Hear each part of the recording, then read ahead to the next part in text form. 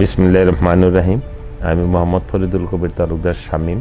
আমি বাংলাদেশ জাতীয়তাবাদী দলের ধানের শীষের একজন মনোনীত প্রার্থী, জামালপুর 141-4-এর। আমি আপনাদেরকে বলতে চাই যে আমাদের শহীদ রাষ্ট্রপতি জিয়াউর রহমান নারীদের ক্ষমতায়নের জন্য 1978 সালে দেশ দায়ু চুক্তির মধ্য দিয়ে এ দেশে রপ্তানিমুখী গার্মেন্ট শিল্প, গার্মেন্ট পোশাক বিদেশে রপ্তানি করে নারীদের অর্থনৈতিকভাবে স্বাবলম্বী হওয়ার ব্যাপারেও উনি পদক্ষেপ গ্রহণ করেছিলেন, যার 60 থেকে 80% গার্মেন্টসে নারী আমাদের মা এবং বোনেরা কাজ করার মধ্যে দিয়ে তারা অর্থনৈতিকভাবে অনেকটাই স্বাবলম্বী হয়েছে। 1979 সালে শহীদ রাষ্ট্রপতি জিয়াউর রহমান পঞ্চম সংশোধনীর মধ্য দিয়ে সংসদে নারীদের সংরক্ষিত আসন 30টি আসন নির্ধারণ করার মধ্য দিয়ে আমি মনে করি যে নারীদের ক্ষমতায়ন বৃদ্ধি করা হয়েছে।